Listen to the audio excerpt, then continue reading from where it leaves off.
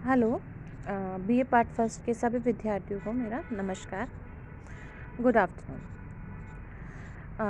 आज हमारा टॉपिक है बीए पार्ट फर्स्ट का। हमारा जो सिलेबस है यूनिवर्सिटी ऑफ कोटा का, उसके हिसाब से मूलभूत आर्थिक समस्याएं, बेसिक इकोनॉमिक प्रॉब्लम्स। तो बच्चों, सबसे पहले जैसे कि मैंने आपको पीडीएफ नोट्स डाले थे, आपने देखे होंगे, हिंदी में भी डाले थे, इंग्लिश में भी डाले थे, क्योंकि हमारे कई बच्चे परेशान हो रहे थे कि मैडम हमारा मीडियम इंग्लिश है, कई बच्चे के चाह रहे थे कि हमारा माध्यम हिंदी है। तो बच्चों, अपने माध्यम, हमारा जो भी माध्यम हो, भले से भाषा का हिंदी या इंग्लिश, लेकिन वो हमारे विषय में, हमारी किसी विषय को समझने में कहीं भी बाधा नहीं बननी चाहिए। ठीक है।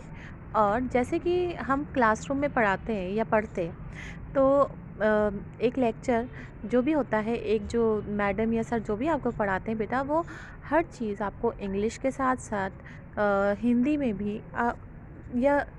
भी आपको इस तरीके से समझाने की प्रयास करते हैं कि आपको वो कंसेप्ट क्लियर हो जाए।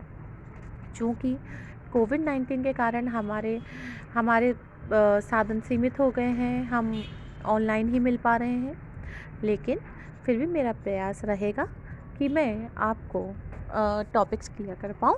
ठीक है। तो आपको मैंने अर्थशास्त्र की विभिन्न परिभाषाएं नोट्स डाले थे। तो बच्चों, सबसे पहले तो हम आ जाते हैं अर्थशास्त्र पर। अर्थशास्त्र क्या है? What is economics? तो कई बार क्या होता है, इकोनॉमिक्स को एक बहुत ही नैरो, एक सीमित सी परिभाषा में हम पढ़ते सुनते आए हैं कि ये एक धन का विज्ञान है। It is a science of money. But ये गलत भी नहीं है, हम इसे पूरी तरह से झुटला भी नहीं सकते हैं। Yes, economics is a science of money, but सिर्फ ये जो परिभाषा है वो कंप्लीट नहीं है। मनी के साथ साथ और भी बहुत सारी चीज़ें हैं जो हमें इसमें पढ़नी है। बच्चों, जब आप सुबह उठते हो और जब तक आप नहीं सोते हो, तो एक ऐसी क्या वस्तु है जिसके आसपास आपका जीवन चक्र घूमता रहता है? धन, मनी, रुपया। हम इसके बिना कोई और बात करते ही नहीं हैं। तो आप ये देखिए कि हालांकि आप अपने परिवार में भी देखिए, आपके मम्मी पापा की जो भी गतिविधियां होती हैं वो मनी को ही लेकर होती हैं। वो अपनी प्लानिंग करते हैं, वो अपना बजट बनाते हैं और कितने सफलतापूर्वक उस बजट के ऊपर क्रियान्वयन करते हैं, कितने अच्छे से उस बजट का प्रारूप बनाते हैं। आप देखिए कि बच्चों की सभी ज़रूरतें पूरी भी करते हैं, घर का खर्चा भी चलाते हैं, कहीं आना जाना है वो भी करते हैं, अगर अस्पताल वगैरह जाना होता है, इमरजेंसी होती है किसी प्रकार की, तो उसके लिए भी वो खर्चा करते हैं। तो ये जो मैनेजमेंट है बेटा, ये ही हमारी इकोनॉमिक्स है। और हमारी जो लाइफ है वो कहीं भी इकोनॉमिक्स से परे नहीं है। इसीलिए बेटा, इकोनॉमिक्स जो है एक कोई ऐसा कोई विषय नहीं है, ये हमारी जो ज़िंदगी है, हमारी डे टू डे जो लाइफ है, उसी में से ही हमें इसके जो कंसेप्ट्स हैं वो ही कंसेप्ट्स हैं जो हम रोज़ जिनसे हम गुज़रते हैं, जिनको हम करते हैं। बस हमें अब उसको एक विषय के रूप में पढ़ना है, एक पुस्तक के रूप में पढ़ना है, जिसका नाम इकोनॉमिक्स है या अर्थशास्त्र है। बच्चों, जैसे कि अर्थशास्त्र जो है, एडम स्मिथ थे एक प्रोफेसर एडम स्मिथ थे। 1776 में उन्होंने अपनी एक बहुत ही बहुचर्चित और बहुत ही प्रसिद्ध किताब लिखी थी, द वेल्थ ऑफ नेशंस, जिसमें उन्होंने इकोनॉमिक्स के बारे में लिखा था। उसके पहले कभी भी उन्हें फादर ऑफ इकोनॉमिक्स के नाम से भी जाना जाता है। हालांकि फादर ऑफ मॉडर्न इकोनॉमिक्स जब हम बात करते हैं तो अ, उन्हें हम एल्फ्रेड मार्शल के नाम से भी हम जानते हैं। मैं इसमें बात ये कहना चाह रही थी आपसे कि उन्होंने जब 1776 से पहले बेटा इकोनॉमिक्स जैसा कोई सब्जेक्ट नहीं होता था। हालांकि जब हम बात करते हैं अर्थशास्त्र की, तो अर्थशास्त्र की किताब आपने सुनी होगी, वो थी अर्थशास्त्र के नाम से प्रसिद्ध थी, और आपने कौटिल्य जी का नाम सुना होगा, चाणक्य का नाम सुना होगा, जिन्होंने 1776 से बहुत बहुत पहले एक ये अपना ग्रंथ लिखा था अर्थशास्त्र, जिसमें उन्होंने अर्थ के बारे में बात की थी, इकोनॉमिक्स के बारे में बात की थी। उन्हें उस किताब को लेकिन इकोनॉमिक्स का क्यों नहीं दर्जा मिला था? इसलिए दर्जा नहीं मिला था क्योंकि 1776 से पहले इकोनॉमिक्स अपने आप में कोई विषय नहीं था, वो राजनीतिक विज्ञान का ही एक विषय समझा जाता था। तो इस प्रकार से 1776 में जब प्रोफेसर एडम स्मिथ ने अपनी किताब लिखी, तब उन्होंने इकोनॉमिक्स को एक विषय का दर्जा दिया। ठीक है, गॉट माय पॉइंट, है ना। फिर हम इधर से जब आगे चलते हैं, जब इसके आगे की बात करते हैं बच्चों, तो इकोनॉमिक्स में हम कई सारी चीज़ें पढ़ते हैं, जैसे कि हमने it's a science of money. फिर ये भी कहा जाता है कि बेटा इकोनॉमिक्स जो है क्या समाजशास्त्र का विषय है, या सामाजिक ज्ञान का विषय है, या एक विज्ञान का विषय है। तो ये जो विषय है बेटा, ये दोनों का ही विषय है। क्यों? क्योंकि ये विज्ञान का विषय तो इसलिए है क्योंकि जिस प्रकार से विज्ञान में हर चीज़ हम परखते हैं, हर चीज़ हम एनालिसिस करते हैं, एक टेस्ट करते हैं, उसी प्रकार से इकोनॉमिक्स में भी बेटा जो भी नियम बनते हैं, जो भी कंसेप्ट्स डेवलप होते हैं, वो बिना परखे नहीं बने जाते। वो भी पूरी तरह से टेस्ट किए जाते हैं, और तब जाके हम उन्हें नियम बनाते हैं। लेकिन हमारे पास कोई लैब नहीं है इकोनॉमिक्स में। क्यों? क्योंकि जो इकोनॉमिक्स है वो किसके ऊपर आधारित है? मानवीय व्यवहार के ऊपर, ह्यूमन बिहेवियर के ऊपर बेस्ड है। और ह्यूमन बिहेवियर और जो हमारे कंसेप्ट्स हैं वो मानव के ऊपर ही लागू किए जाते हैं, और वो किस प्रकार से विभिन्न परिस्थितियों में, विभिन्न आर्थिक परिस्थितियों में किस प्रकार का व्यवहार करते हैं, वो चीज़ का जब हम आकलन करते हैं और उसके को आधारित बना के जब हम कंसेप्ट डेवलप करते हैं, तो इस तरीके से ये एक विज्ञान का विषय भी हो जाता है, और साथ के साथ सामाजिक विज्ञान का भी विषय हो जाता है, क्योंकि ये समाज की के ऊपर आधारित है, ह्यूमन बिहेवियर के ऊपर आधारित है। ठीक है। लेकिन जब हम इसको स्टडी करते हैं तो एक बहुत ही सटीक और एक वैज्ञानिक तरीके से ही हम इसे स्टडी करते हैं बच्चों। जब हम इस इकोनॉमिक्स के आंसर्स लिखते हैं या कंसेप्ट्स लिखते हैं, तो उनका एक लिखने का, उनको समझने का एक पैटर्न होता है।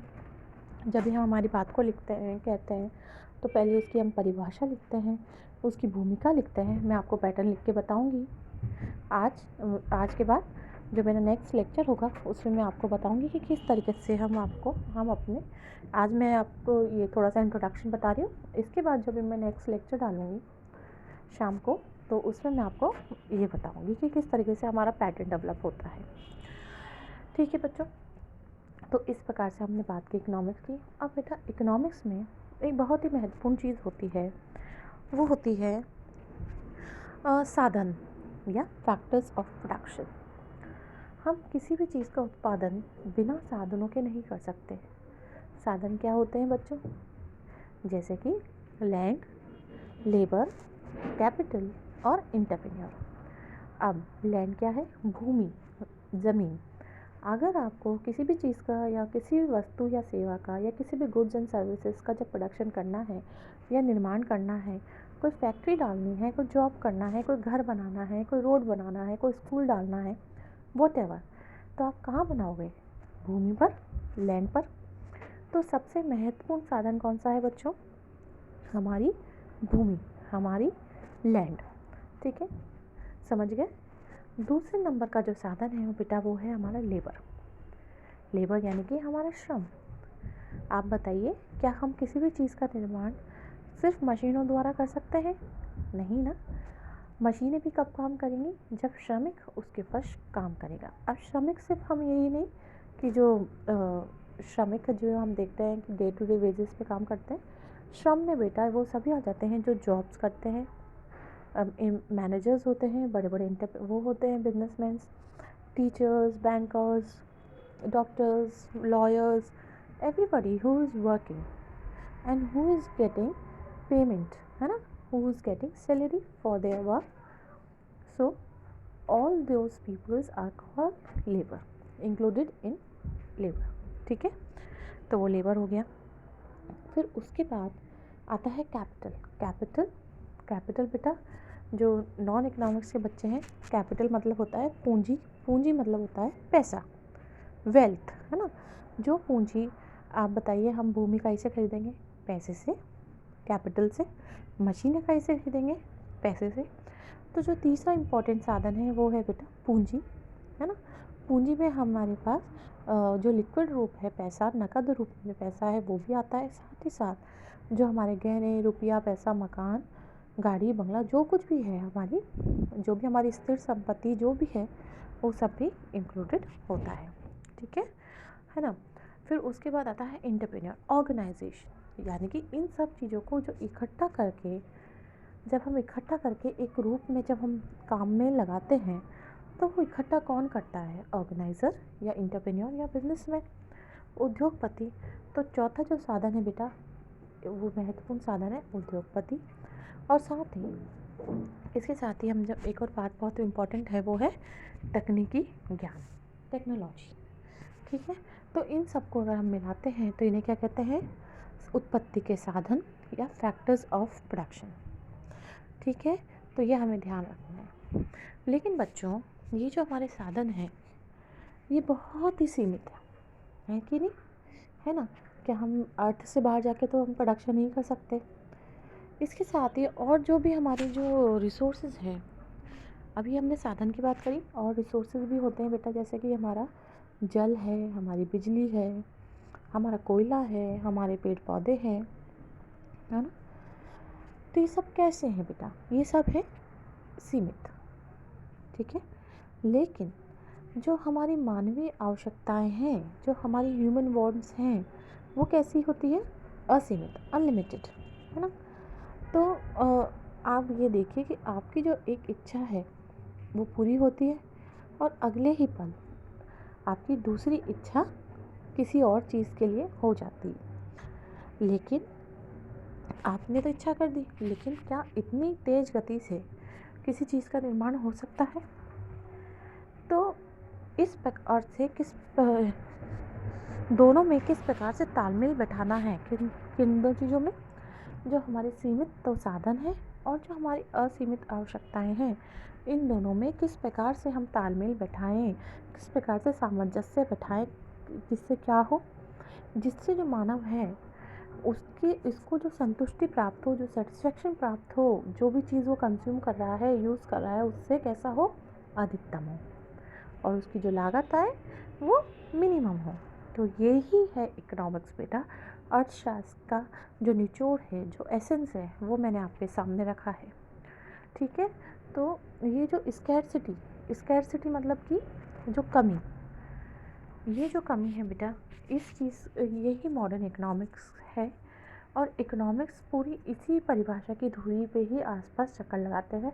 हमारा सबसे महत्वपूर्ण उद्देश्य ही यही होता है कि किस प्रकार से हम हमारे सीमित संसाधनों का उपयोग करें, जिससे कि उससे जो संतुष्टि प्राप्त होए, और जो हमारे मानव की जो असीमित आवश्यकताएं हैं उनको हम परिपूर्ण कर सकें, और जो उससे प्राप्त हो संतुष्टि वो अधिकतम होए, है ना। तो जो how we means how we use our limited resources to satisfy our unlimited wants in order to get the maximum satisfaction and maximum utility out of it, which is called economics. So बच्चों, आपको ये बात समझ में आई? ठीक है।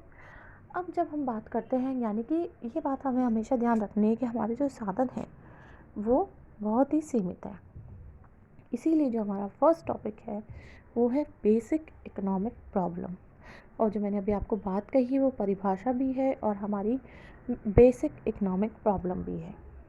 हर अर्थव्यवस्था की, भले वो अमेरिका हो, इंडिया हो, डेवलपिंग नेशन हो, डेवलप्ड हो, बैकवर्ड हो, एशियन हो, वेस्टर्न हो, ईस्टर्न हो, कोई सा भी देश हो, उसके सामने सबसे पहले यही बात आती है कि वो किस प्रकार से अपने जो साधन हैं, जो संसाधन हैं, उनको किस प्रकार से उपयोग में लाए, जिससे उसका उत्पादन या उत्पत्ति जो है वो अधिकतम होए, और जो मानव को जो जो भी उसकी आवश्यकता है उनकी इस प्रकार से हम पूरी करें जिससे कि उनको संतुष्टि अधिकतम मिल सके, सेटिस्फेक्शन अधिकतम मिल सके।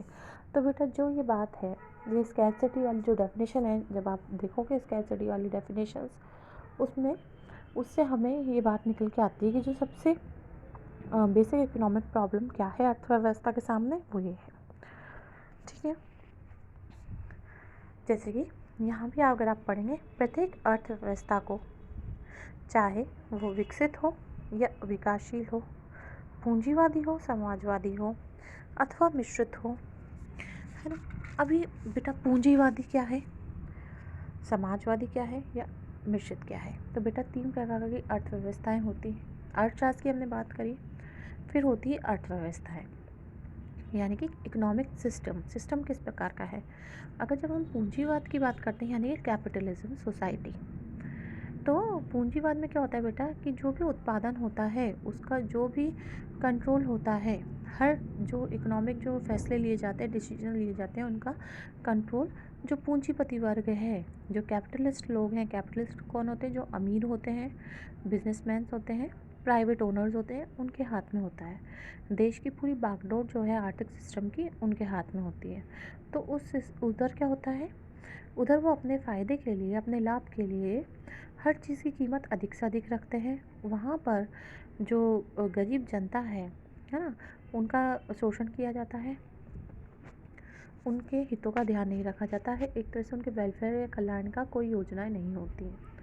और दूसरी तरफ जब हम समाजवाद की बात करते हैं, तो जो पूरा उत्पादन है, पूरा जो कंट्रोल है इकोनॉमी का, वो किसके हाथ में होता है, सरकार के हाथ में होता है। प्राइवेट ओनर्स के पास कुछ भी आपको स्वतंत्रता नहीं होती, तो वो भी गलत है, जिससे वो पनप ही नहीं पाते हैं।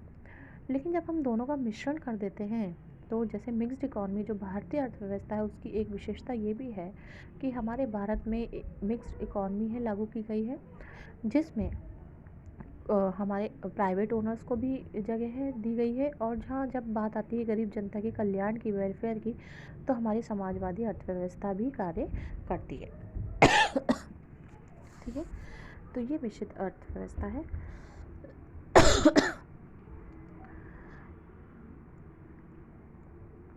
तो ये जो मैंने आपको बताई है, जो basic economic problem is related to choice, चुनाव, कि हम क्या करें, ऐसे हम कौन सी वस्तुओं और सेवाओं का निर्माण करें जिससे कि हमारी जो जनता है, जो मानव है, उनको अधिक से अधिक संतुष्टि प्राप्त हो, उनकी आवश्यकताओं की पूर्ति हो सके। क्या हम पूरे ही जो भी हमारे पास पूंजी है, जो भी हमारे संसाधन, क्या गेहूं का उत्पादन कर दें?